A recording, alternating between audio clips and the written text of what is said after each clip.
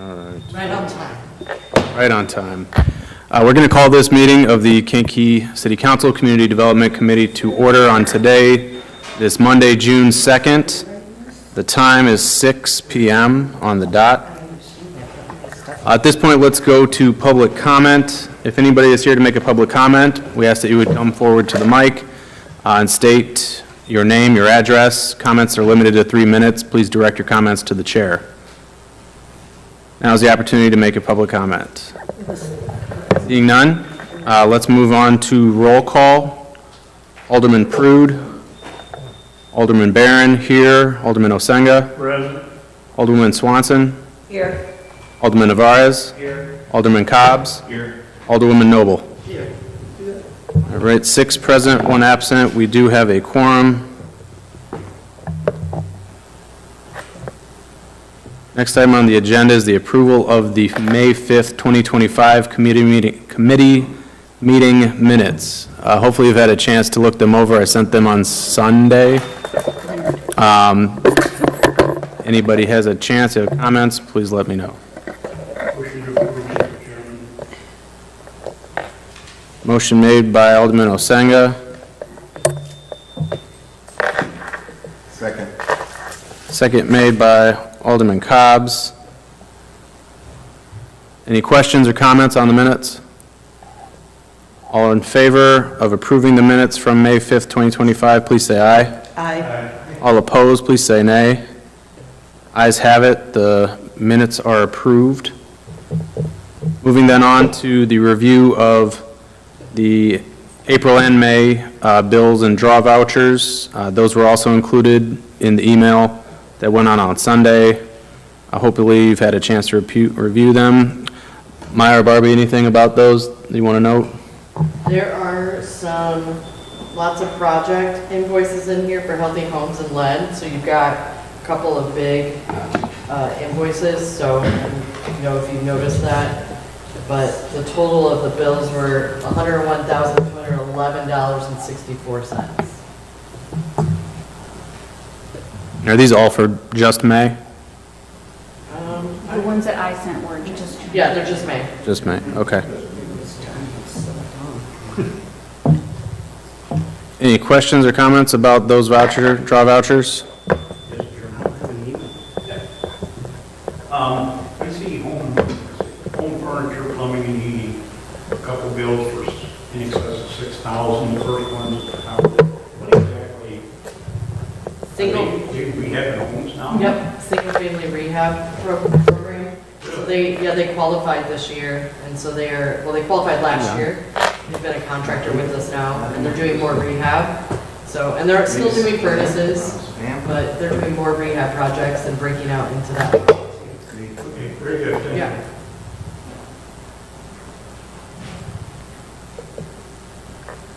One second.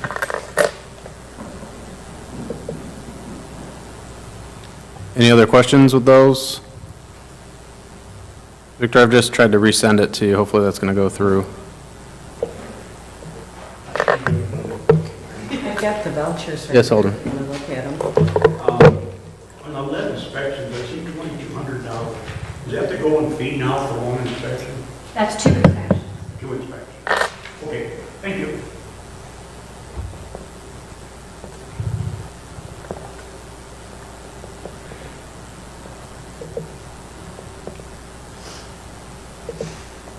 Those come through? Alderman. Okay.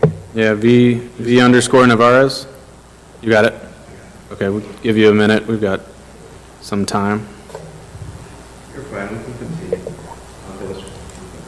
All right. Is there a motion to approve the draw vouchers as presented? I will make that motion. Motion made by Alderman Swanson. Is there a second? I'll second it. Second by Cobbs. I will do this on roll call.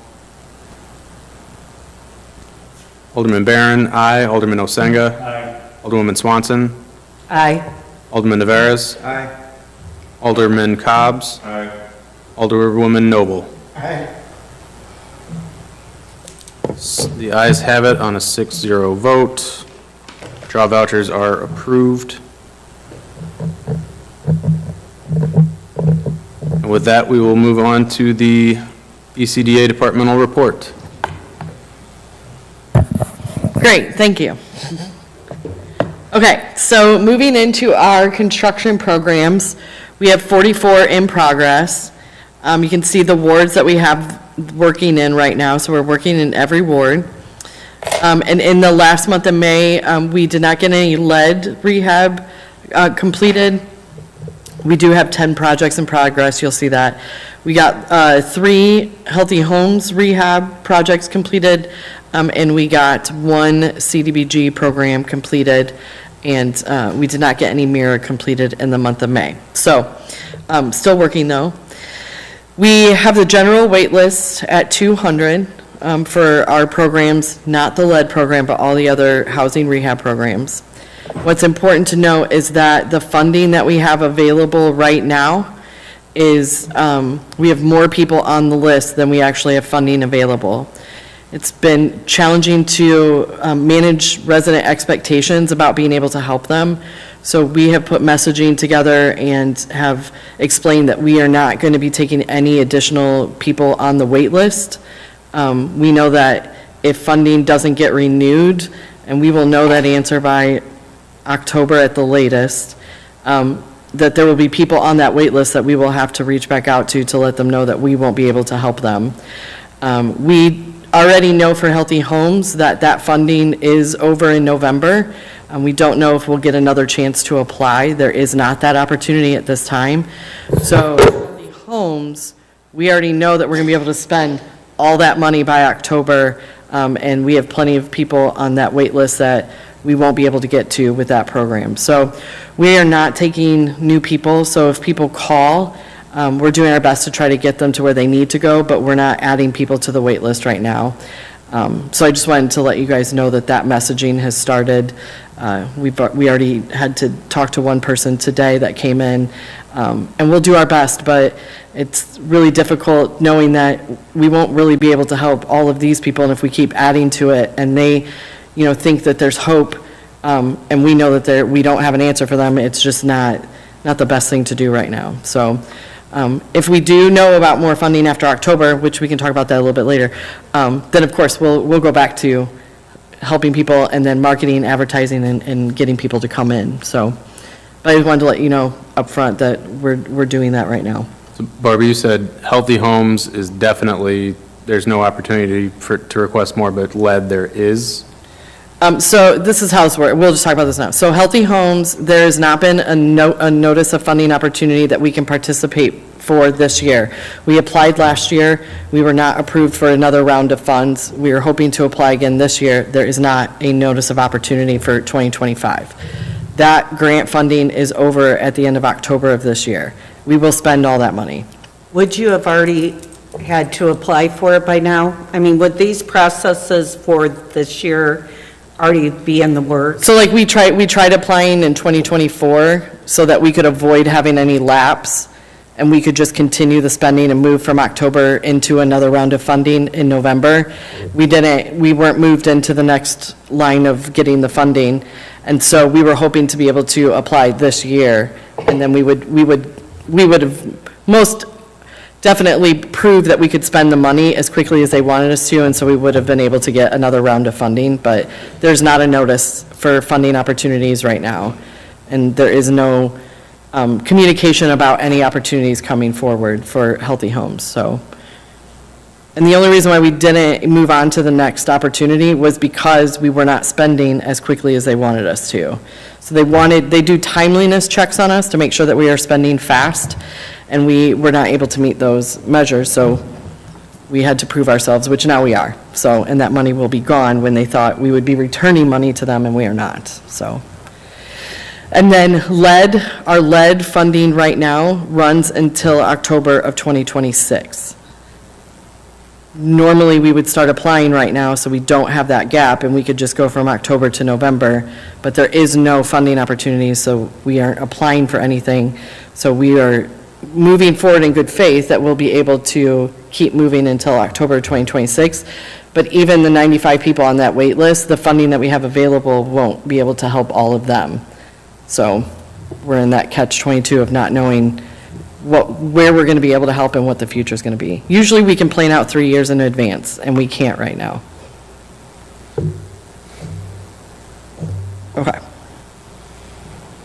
Any other questions on that? So for our lead program, we have 10 projects in progress right now. There's 95 individuals on the program wait list for lead. We were not able to complete projects in the month of May, and the holdup is windows, and then the time for lead assessment testing. Takes a lot of time for all that to happen, so. But we're moving. Healthy homes, we have 15 projects in process right now. And we were able to complete 3 of these in May. And in the previous month, we also completed 3 as well. So we are hitting our goals for this program. For the Community Development Block Grant, we have 11 projects in process right now. And we were able to get 1 done in May, 6 total since the beginning of this year. We've been able to move forward through CDBG. Our goal through CDBG was 15, and so we're on a good trajectory to be able to hit that goal. Our MIRA program, which is still ARPA funded, we have 4 projects in progress. There's still 18 individuals waiting in the wings that we have funding for. And then we've been able to complete 3 of these since January of this year. This product, if you guys remember, is more customized towards the homeowner because they get to choose. So they're the ones paying for the most of it. They're putting a down payment on, we're paying for the most of it, sorry, correct that. But they get to, it's more customized to what materials they want in their house and what fits code and all that other stuff. So it takes a little bit longer because we got to get everybody on the same page from the contractor to the homeowner on what materials are available, what they can have and what they can't have. So, but we're moving along. Our Community Development Block Grant and Demolition Program, so Fifth Avenue was out to bid last week for proposal last week, and so we received those proposals and we're reviewing them, and we'll be moving forward with that lowest proposal estimate that we received. The challenge with this kind of proposal is we need to make sure that that contractor, is qualified for federal. So they've got to go through a qualifications process to make sure that they can be approved to be able to do a federal project. So there's extra certification and paperwork that they have to do. But we'll get that done and we'll work through them and we'll get that processed and move forward. So we'll be presenting contracts for this project later on this month for approval. And the public facility program is the same thing. We opened those bids last week. We'll move forward with the lowest proposal that we received and making sure that that contractor is qualified to move forward with the federal policies. So those are all of the housing programs with contractors. Any questions on those? Barbie, did the demo bids come back to a point where we'll be able to do it? Yes, yeah. Okay. Yeah. It's 371 South Foley, we talked about that, is that on the demo list? It's not on the list yet. No, Yeah. yet. Yeah, It will be? hopefully, yeah. Thank you.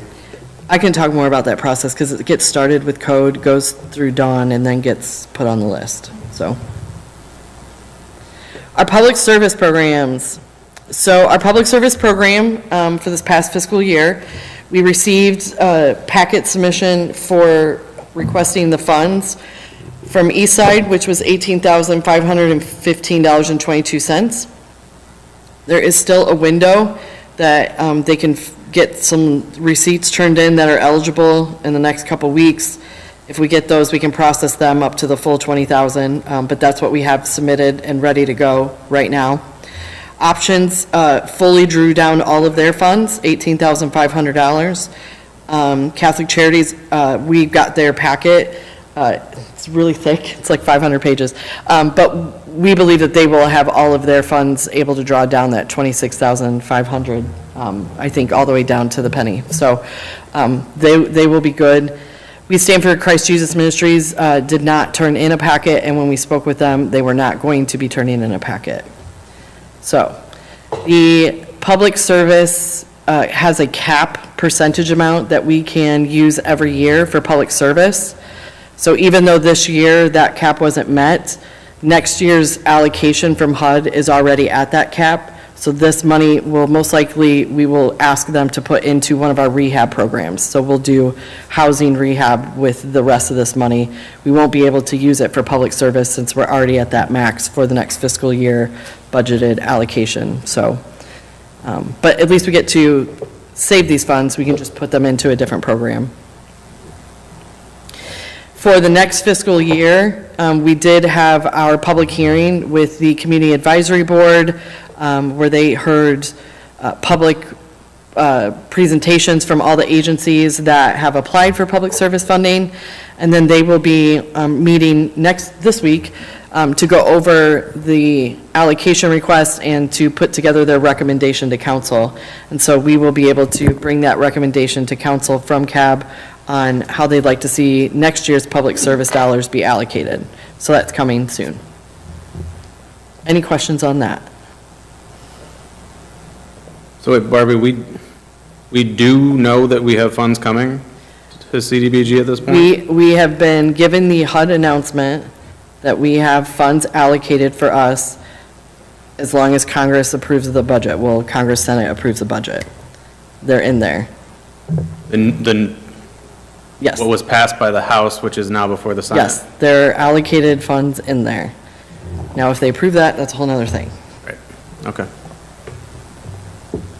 I know, because we get a letter, so we have a formal letter, it goes to the mayor. So we know the amount, and now we have to go back and do this work. We have to do an annual action plan for that money, tell them how we're going to spend it. But if they don't approve that budget, or if they decide to cut the program, which has been talked about, then we don't have those funds. But we still have to keep moving forward. It is important to note, too, this happened in 2017, and they approved the program and the allocation at the end. So.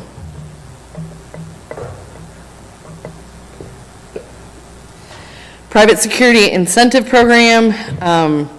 So in May, we had 3 applications that came through, and we processed them for a total of $656.78. And so we still have $5,000, just over $5,700 left in that program for the rest of the year. So still getting applications in. We got one today, so, and that one was for lights, so it's working. Community outreach, we're still doing all the outreach, all the social media. Please follow us on this. And community events for May, we helped with the St. Mary's Food Pantry, attended the Mental Health Network's Mental Health Summit, attended the MCA ribbon cutting, and held the first community conversation in our office. And so that was a productive month for us. And then in June, working with Congresswoman Kelly's team for housing resources at the farmers market on June 14th. So that will be a nice busy market day because there's also Juneteenth going on at the same time. So that will be fun. There'll be lots of people there. This last weekend was busy, so hopefully we just keep it that busy. And of course, we'll participate in the Juneteenth Freedom Festival, and then also the Early Childhood Fair at the end of June at the Kankakee Farmers Market as well. So still some good community events happening that we're participating in. In May, we attended the Continuum of Care meeting as usual, the Outreach Leadership Team meeting, and was a participant in the Can I Help Policy Council meeting. And then coming up, we also have the Continuum meeting and KCOLT, and then Project Sun's Community Planning Team meeting in June. So some of the team at ECDA will be participating in those events as well. And that is it for me. Does anybody have any questions?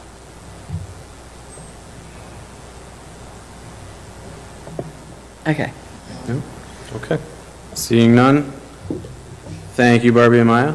We'll go on to old business. First up there is the CDBG Public Service Program update, but it sounds like... Put it in there. Are you able to disclose what the number is for the upcoming year based on the not approved budget? I can get that. Let me see if I can pull that up.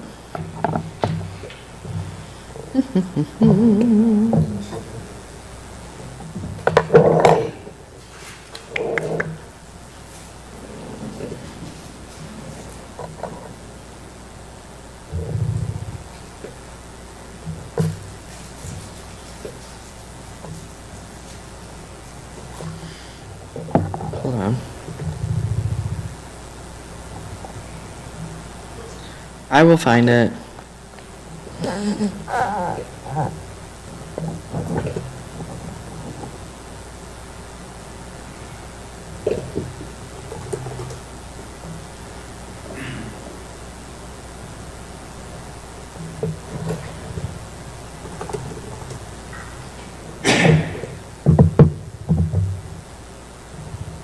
Here we go.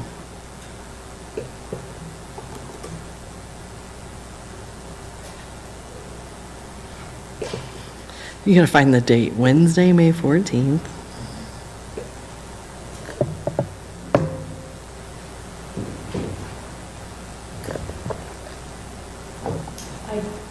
Did you find it?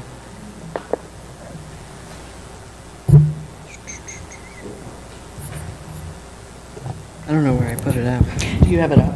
Yeah, I just had it on my phone, I couldn't get it on the email. ahead. It is, we just got the community development block grant for 89,000. $589,549. And then I think the public service cap is 15% of that, I believe so. Because admin is, yeah. because admin 17%. Public service is 15% of that. It's 589,400. Sorry. $589,549. Thanks, Maya. Great. Okay. Any other questions about CDBG Public Service Program? All right, then moving on to federal funding and budget update. We've touched on a lot of it, but Yeah. anything else you want to say as to that topic? CDBG allocations are in what was proposed that went to Senate, but other programs at HUD were not. So, but everything's in the Senate, and we're just watching and learning. Questions? All right, we'll move on to new business. We have a request from the Land Bank Authority, or is this more initiated by us? Okay. So two things here. 427 South Chicago, we would like to bring to City Council to convey to the Land Bank. 466 Country Club Drive, we would like to add to the city property list so that people could apply to acquire it. So that's the two things. Just needed you guys to say, yes, please bring it to full council so that we could bring the full contracts of conveyance and then the resolution to move that 466 to the property program. It wasn't on the list, we own it, and there are people interested in purchasing it. So Okay. that's really all I need. Any background on those properties? I don't have them, Dawn does, and so all of that would be prepared and then brought to you guys at council. I just don't want to hold up this process of acquiring property. In our process, there's like all these internal steps that it has to go to, then it has to come here for permission to go to council to be discussed, and then go to council. And the last time we did it, it took us 12 weeks to get through that process. I'm trying to speed it up so that we can at least get this to council floor, and you guys can have contracts to review and make decisions about without having every department go through something, when really, it's ultimately you guys deciding on where these properties go. So, really, I'm just trying to speed up that process. And we're probably going to bring to you a suggested slimmed-down process, so it doesn't have to go through, I think it's 10 different reviews just before we bring it to this committee to get it to council. And if we're not open to conveying a property to the land bank or putting it on the city acquisition list, then we don't want to spend legal time putting together contracts and resolutions if we're not going to do that. So I'm just bringing this just to get it to that next step so that we can get quicker to a decision. So 427 has been reviewed by the Land Bank and the city team, which included the mayor, Elizabeth, myself, engineer, planner, and is rehabable. So the Land Bank could take ownership of this and then make this part of their program and be able to get it into a developer's hands, which is still that public, proposal that they have to go through process. And then 466, again, we just want to add it to our own program because there are interested parties that want to work with the city on that, but it's not on our program list, so they can't apply to purchase it. So we want to make sure that we can add it to that program. So I don't think we can act on 466 in that manner, just based upon Okay. how I think we can get consensus if we're okay with that, but I don't think we can. That'll help. That'll at least help, Dawn know we can move forward. Okay. Yeah. Hold on. I'm familiar with 466 Country Club, and that's been empty for many years, probably 8, 10 years, just sitting empty. I think at one time the city was talking about trying to do something there, and just to replace the windows was a lot of money. Mm-hmm. It's been sitting empty ever since. Yeah. Probably at least 8, 10 years been sitting empty, so it's a big 2-story house. Just south of Dairy Queen? Yeah. Yeah. Any other comments? Yeah, why can't we take 466 into the land bank? Because the city has their own program, and there's been people wanting to go through our program, because it's an application process and a review process with the city. They weren't interested in the land bank. The city we have our own program, and then the land bank. And so the land bank comes and does their own review, and then asks us for help with the property. This is one of those occasions. And then 466, we've just have had our own interest from our own program perspective. So since it's been empty for so many years, like Mr. Singa said, that's because it hasn't been on the city's list? It wasn't in the program. So in the resolution that we passed for the program, there were specific addresses. So we need to include this address to that program so that we can put it through the application process and bring it to you properly. Okay, thank you. So we can't make a motion to, I don't think we can, because that's not what's in the agenda. Okay. But if there's consensus as. If there's consensus, it's really all we need is the city team to move forward, because then we can get the documents drawn up and then be able to bring it to you guys. yeah, I'm all right with both of them. The 427, I know that property pretty well. It's on a block that has a ton of great houses and a few that are not, and that one is really holding things back. We've gotten complaints from the council floor about that particular property, actually. What's the plan for it? What's the land bank planning to do or committing to do with that property? I would bring Dr. Crawford here to answer that question. Okay. The ultimate plan would be to get that property and then put it up for request for proposals from potential owners that would rehab it and then rehab the property. So they're not going to do any of the rehab? The land bank's not going to do any of the rehab? I have not had a conversation about that kind of work. I don't think the funds are there or the means to be able to do that, so.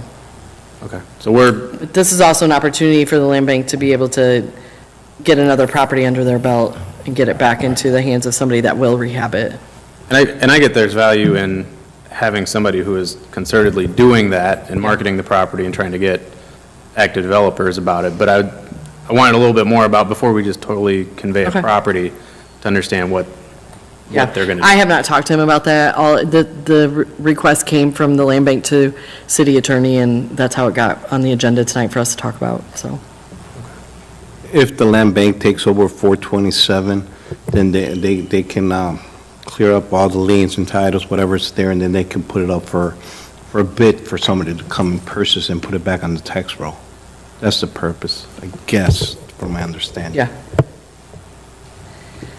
Is that the, look like was an apartment building or something?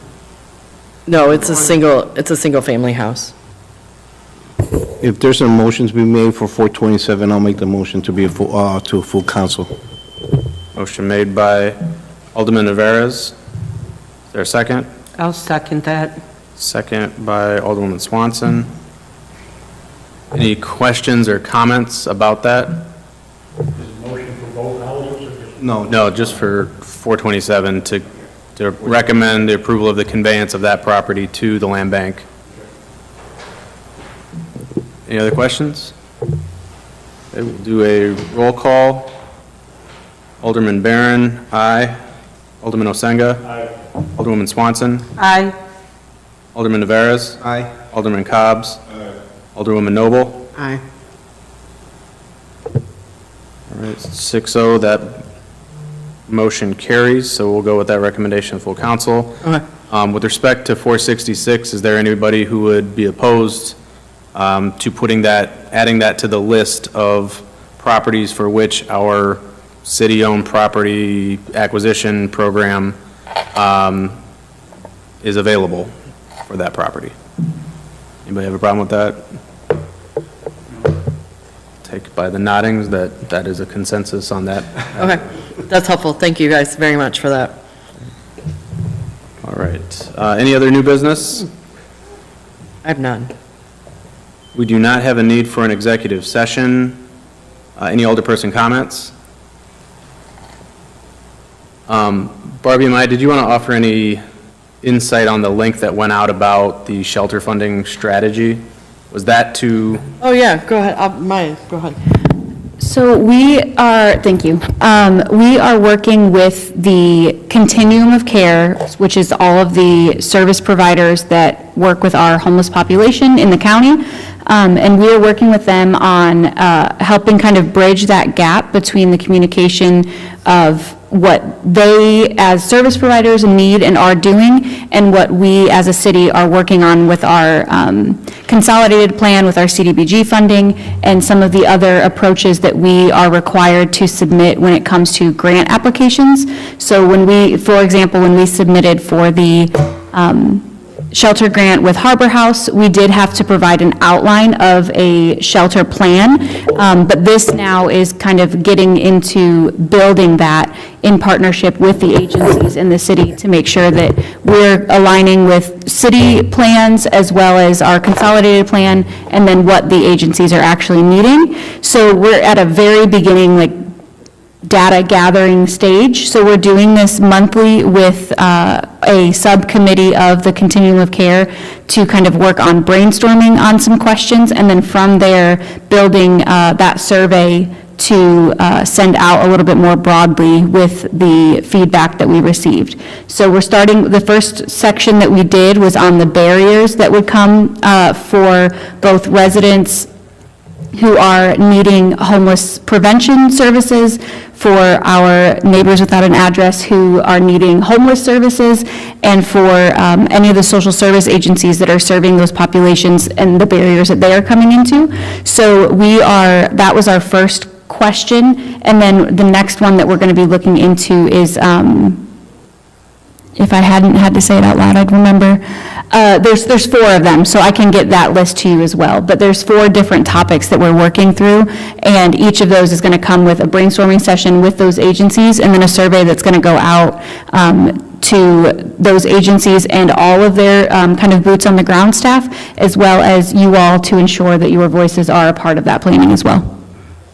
Thank you. The end goal of this is to have a continuum care that is communicating and working together, so that we would know which entity is, specializing in what part of the housing services, you can direct people to go to the right places, but also to help us allocate funds better, understanding what the needs are, what the real gaps are, and then if we need to fill a gap, how do we fill that gap of service together, and not be chasing the same funding all the time or overlapping in services, but also keeping in mind what are the capacity of each one of these housing agencies and how can we support them in that work as well. So this kind of like the overall vision of trying to get to a system where everybody's working together and we know who's doing what and where do we direct people to go to, and we understand all the nuances.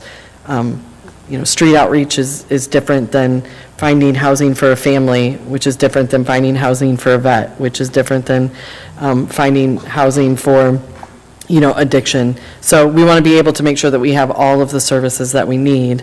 We're not overlapping and competing with one another too, so, yeah. We'll include you guys in all these surveys and be able to share with you the progress and how things are moving. So the only survey that's up right now is just as to that first topic? Okay, and that's barriers to provision of service? Yeah, it's barriers to access and provision for services. Okay. Is that being sent to all of our municipal partners? Yeah, actually it was. There were 2 people on there Yeah. from the other 2 main villages, yeah. It was also sent to everyone who is on the COC list, so that includes more than who attends the meetings, which is where some of those individuals got put in there as well. Okay. They're trustees, I mean, if we're getting it, the trustees of the other communities should hopefully also get that. We'll work on getting all their addresses, their email addresses. It's online. Okay. Questions? All right. Any other comments from all the people? Seeing none, I would entertain a motion for adjournment. Motion made by Alderman Osenga. Second by Alderman Navarez. All in favor of adjourning, please say aye. Aye. All opposed, nay. The ayes have it. We are adjourned at 6:37 PM.